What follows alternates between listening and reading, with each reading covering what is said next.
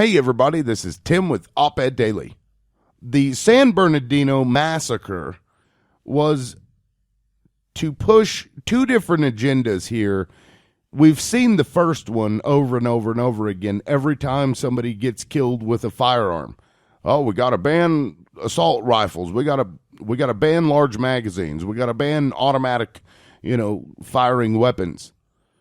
That's been going on forever. That's not a new agenda for them. They've been pushing for that for the last few years at least, if not much longer than that. But the second, and probably most disturbing to me, the second issue and the second agenda that they're pushing is to turn everybody against each other. Now, Hitler did this with his Gestapo units and his Gestapo police department. It's exactly what he did. You couldn't say anything. You couldn't be politically dissenting in Germany. You couldn't make jokes about, anti-Nazi this or that. Or in the middle of the night, you might find yourself being taken out of your home and taken to the Gestapo camps, which ended up becoming concentration camps because they were arresting so many people that they had to create these concentration camps. We've already seen this go down. So Jay Johnson, he's the United States Secretary of Homeland Security, he came out and said, and specifically to Muslims, but also to everybody else, if you see something, say something. That's what he said. And it's very disturbing because they're using the narrative that's coming out of the San Bernardino false flag as the reason for this. You notice the neighbor of Saeed Farouk and Tashfeen Malik, I thought it was suspicious. They had people over at their house, and they would, go into their garage and stuff. Really, that's suspicious now. So if you have visitors over at your house, that's now suspicious. See, before, if you're a white guy, okay, a white guy or a black guy, if you have a lot of people over at your house all the time, that's suspicion of drug trafficking or drug production or, distribution or use or whatever the case is. That's what that is a suspicion of. But if you're a Muslim, having people over at your house, other Muslim people, obviously, that's a sign of terrorist.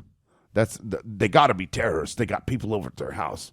We know Muslims don't have friends. We know Muslims don't belong in this country. It is absolutely absurd the way that they are pushing this second agenda. And honestly, that's probably more dangerous than the gun control issue. Because if you wanted a gun, if you really wanted a gun, you could get a gun.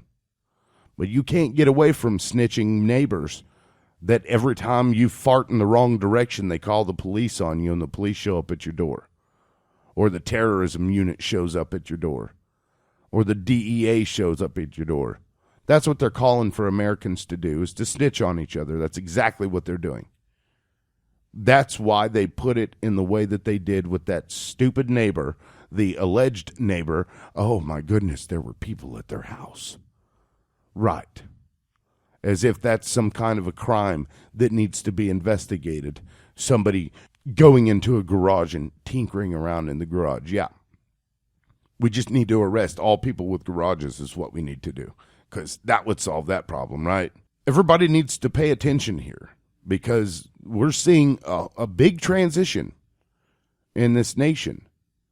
That massacre right there is probably going to be the catalyst to get that gun legislation passed.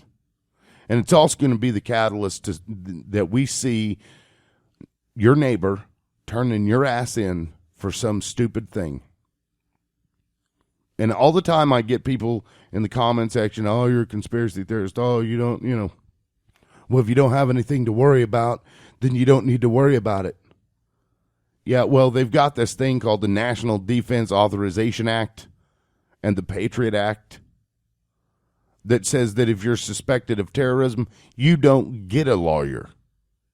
You don't get a lawyer. They can send your ass to Guantanamo if they wanted to, and nobody would know. All because your neighbor said, he was out in the garage and I smelled sulfur. It smelled like gunpowder. That's all they got to say. And then the government can, maybe they won't, but the government can go in there, call you a terrorist, and then cite the NDAA as well as the Patriot Act and throw your ass into some terrorist prison camp. You don't believe that's going to happen? It's already happening. We've had people that were in Guantanamo for years, and then turns out they were American citizens and they had done absolutely nothing wrong. And it wasn't an isolated event. We're not talking one or two people. We're talking several people. Now, when that type of thing explodes and gets bigger, just like it did in Germany, because that's when their concentration camps started popping up, because they were arresting so many people. The Gestapo was arresting so many people, they had to create those concentration camps because they didn't have any room. And then when you have private, for-profit prisons that are under contract with the state, and the state is required to keep a certain percentage of beds full in those prisons, that is a recipe for disaster. You are just looking to get in trouble for doing anything. And there is a flyer that they sent out. This is back in 2012, I guess, talking about internet cafes. People who are literally, this is what the government tells you. The Bureau of Justice Assistance tells you that you should consider suspicious. People who, one, are overly concerned about privacy, attempts to shield the screen from view of others. This is in an internet cafe. If they try to keep people from seeing what they're doing, that's suspicious. If they always pay with cash, that's suspicious. This is according to the government now. If they act nervous or suspicious behavior inconsistent with their activities, that's suspicious. If they switch their SIM cards in cell phones or use multiple cell phones, that's suspicious. I mean, there are a lot of other ridiculous things in that particular PDF file that it was the Communities Against Terrorism.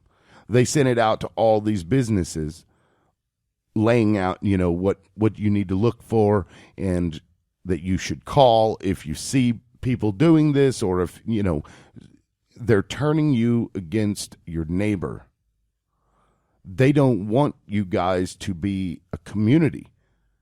Why do you think we have all this ridiculous technology that keeps us in our homes and complacent? We don't really participate in community activities anymore. People are so busy with their phones and with their video games and with their TV shows and with all this stuff, they just stay inside now. They don't know their neighbors. And if you don't know your neighbor, then you can assume that neighbor is a terrorist if you see something that's arbitrarily suspicious. And since you don't know your neighbor, you don't care about your neighbor. You have no emotional connection or even a physical connection with your neighbor. You're not going to care. You don't see them as people. You see them as these, things walking around that just happen to live next to you. So keep your eyes open, guys. This is sickening, but it's happening right in front of our eyes.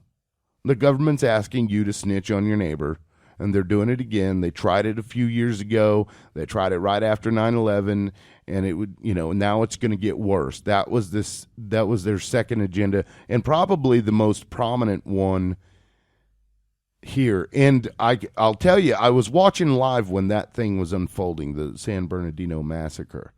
And when I heard the neighbors say that, I knew right then and there that that's exactly what they were trying to do. And then lo and behold, 5 days later or something, Jay Johnson comes out and says it. Donald Trump is coming out and saying it. And now you've got Donald Trump out there saying to ban all Muslims from entering the United States. Ban all Muslims. Hell, next he's probably going to say we need to throw all Muslims in these camps just like they did the Japanese back during World War World War II? Yeah, I don't think so. This is the United States. Now, I'm all for vetting people, anybody that migrates to the United States. Anybody should be vetted before they come into this country, and they should do so legally. If they do not do it legally, then they should have their asses sent back from where they came. It's as simple as that for me. But to ban all Muslims migrating to the United States, that's ridiculous. But what's more ridiculous about that is that CNN went around and there was this huge line of people. I think they were waiting for a Trump campaign rally or whatever. But they posed that question: do you agree with Donald Trump that all Muslims should be banned from entering the U.S.? And not one of them, and they asked several, not one of them disagreed. This nation has turned cuckoo crazy. This nation has forgotten what it's supposed to be about. Freedom. Freedom of religion and from religion. But we're not seeing that anymore. That isn't important to people anymore. And it really is harming our society, our culture, our way of life. And it's only going to get worse because you have these religious fanatics, these Christian religious fanatics that think Muslim terrorism is like, I don't know, going to kill everybody. But I would counter that argument by saying that in recent years, the Christian military of the United States, and it is absolutely a Christian military because every single leader that we've had since 9/11 has put himself out there as a Christian.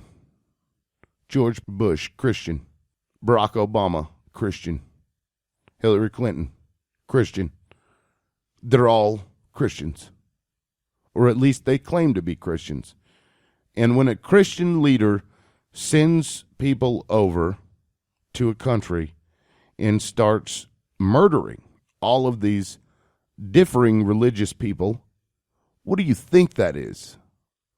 But they don't count that as religious extremism. They don't count that as a Christian murdering a Muslim. That's the U.S. military. We're a secular military. The hell we are. The hell we are. How many of our men and women in the military are Christians? The vast majority of them. Absolutely. No doubt about it. And what do you think they fight for? Don't you think that they believe that their God is justifying what they do? Especially the generals and the commander-in-chief, especially. So yeah, I would couple that and put that right underneath the category of Christian extremism. Absolutely. If you disagree with me, or if you agree with me, let me know in the comment section. That's it for now. I just wanted to have a little rant about this so you guys can keep your eyes open because it's happening. That's what we're seeing now. You're going to be hearing more and more of that rhetoric over the next, probably year. It's just going to be ramped up. And every single time that we have one of these terrorist attacks or mass shootings or whatever, that's going to be a theme within that attack is, oh my goodness, I thought I saw something, but I just didn't say anything because I didn't want to profile. That's what they're going to use. And that way, everybody's going to just start calling about everything. And you think that you don't have anything to worry about because you don't do anything wrong? Ask all the Jews how they would feel about the statement that you would make, that you don't have to worry about anything because you don't do anything wrong. You think the Jews were doing stuff wrong when they got thrown in a concentration camp? Of course not. It's the same difference. So keep your eyes open, guys. Like and share this video. Hit the subscribe button if you want to get more videos like this. This is Tim with Op-Ed Daily. Peace out.